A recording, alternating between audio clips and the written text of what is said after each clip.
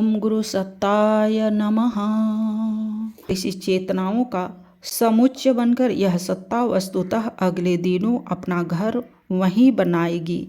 जाति पाति का कोई भेद नहीं। जातिगत मूढ़ता भरी मान्यता से ग्रसित तत्कालीन भारत के ग्रामीण परिसर में एक अछूत वृद्ध महिला की, जिसे कुष्ठ रोग हो गया था, उसी के टोले में जाकर सेवा कर उन्होंने घर वालों का विरोध तो मोल ले लिया, पर अपना व्रत नहीं छोड़ा। उस महिला ने स्वयं होने पर उन्हें ढेरों आशीर्वाद दिए। एक अछूत कहलाने वाली जाति का, जो उनके आलीशान घर में घोड़ों की मालिश करने आता था, एक बार कह उठा कि मेरे घर कथा कौन कराने आएगा, मेरा ऐसा सौभाग्य कहाँ।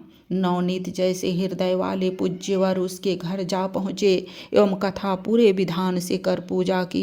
उसको स्वच्छता का पाठ सिखाया, जबकि सारा गांव उनके विरोध में बोल रहा था। किशोर अवस्था में ही समाज सुधार की रचनात्मक प्रवृत्तियां उनने चलाना आरंभ कर दी थी। औपचारिक शिक्षा स्वल्प ही पाई थी, किंतु उन्हें इसके बाद आवश्यकता भी नहीं थी, क्योंकि जो जन्मजात प्रतिभा संपन्न हो वह औचित्य पाठ्यक्रम तक सीमित कैसे रह सकता है।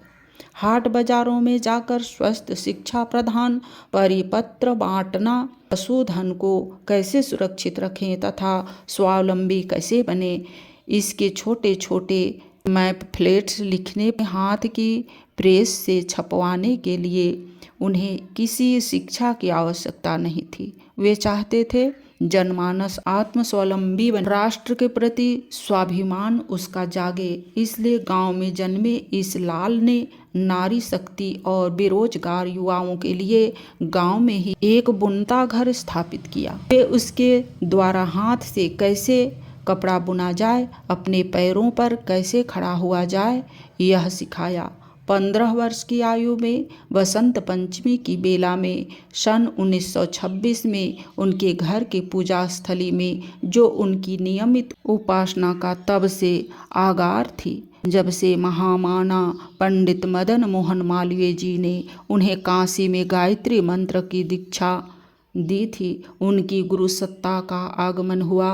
अदृश्य छायाधारी सूक्ष्म रूप में उन्होंने प्रज्वलित दीपक की लौ में से स्वयं को प्रकट कर उन्हें उनके द्वारा विगत कई जन्मों में संपन्न क्रियाकलापों का दिग्दर्शन कराया तथा उन्हें बताया कि वे दुर्गम हिमालय से आए हैं एवं उनसे अनेकानेक ऐसे क्रियाकलाप कराना चाहते हैं जो अवतारी स्तर की ऋषि सत्ताएं उनसे अपेक्षा रखती है। 4 बार कुछ दिन से लेकर 1 साल तक की अवधि तक हिमालय आकर रहने, कठोर तप करने का भी उन्होंने संदेश दिया एवं उन्हें 3 संदेश दिए। पहला, गायत्री महाशक्ति 24 लक्ष्य के 24 महापुरुष चरण, जिन्हें आहार के कठोर तप के साथ पूरा करना था। दूसरा, अखंड धृत दीप की स्थापना एवं जन जन तक इसके प्रकाश को फैलाने के लिए समय आने पर ज्ञान यज्ञ अभियान चलाना, जो बाद में अखंड ज्योति पत्रिका के 1938 में प्रथम प्रकाशन से लेकर विचार क्रांति अभियान के विश्वव्यापी होने के रूप में प्रकटा। तथा तीसरा, 24 महापुरुष चरणों के दौरान युग धर्म का निर्वाह करते हुए राष्ट्र के निमित्त भी स्वयं को खपाना, हिमालय यात्रा भी करना तथा उनके संपर्क से आगे का मार्गदर्शन लेना। यह कहा जा सकता है कि युग निर्माण मिशन, गायत्री परिवार, प्रज्ञा अभियान, पूज्य गुरुदेव, जो सभी एक दूसरे के पर्याय हैं, कि जीवन यात्रा का यह एक महत्वपूर्ण मोड़ था जिसने भावी रीति नीति का निर्धारण कर दिया।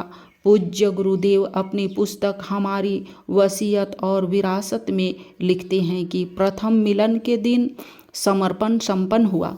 2 बातें गुरु सत्ता द्वारा विशेष रूप से कही गई। संसारी लोग क्या कहते हैं और क्या करते हैं, उसकी ओर से मुंह मोड़कर निर्धारित लक्ष्य की ओर एकाकी साहस के बलबूते चलते रहना, एवं दूसरा यह कि अपने को अधिक पवित्र और प्रखर बनाने की तपश्चर्या में जुट जाना, जौ की रोटी और छाछ पर निर्वाह कर आत्मानुशासन सिखाना। इसी से वह सामर्थ्य विकसित होगी जो विशुद्धतः परमार्थ प्रयोजनों में नियोजित होगी।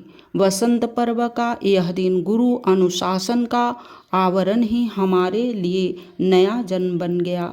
सद्गुरु की प्राप्ति हमारे जीवन का अनन्य एवं परम सौभाग्य रहा।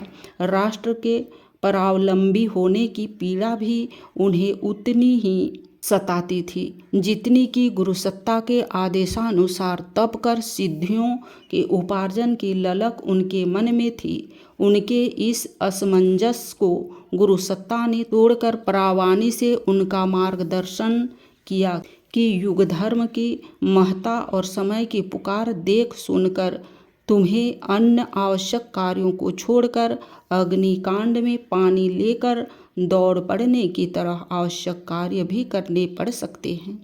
इसमें स्वतंत्रता संग्राम सेनानी के नाते संघर्ष करने का भी संकेत था। 1927 से 1933 तक का समय उनका एक सक्रिय स्वयंसेवक स्वतंत्रता सेनानी के रूप में बीता, जिसमें घरवालों के विरोध के बावजूद पैदल लंबा रास्ता पार कर वे आगरा के उस शिविर में पहुँचे जहाँ शिक्षण दिया जा रहा था। अनेकानेक मित्रों, सखाओं, मार्गदर्शकों के साथ भूमिगत हो कार्य करते रहे तथा समय आने पर जेल भी गए। अगला परिचय अगला वीडियो में। आज के लिए इतना ही। लाइक, सब्सक्राइब और शेयर करें। धन्यवाद। ओम शांति।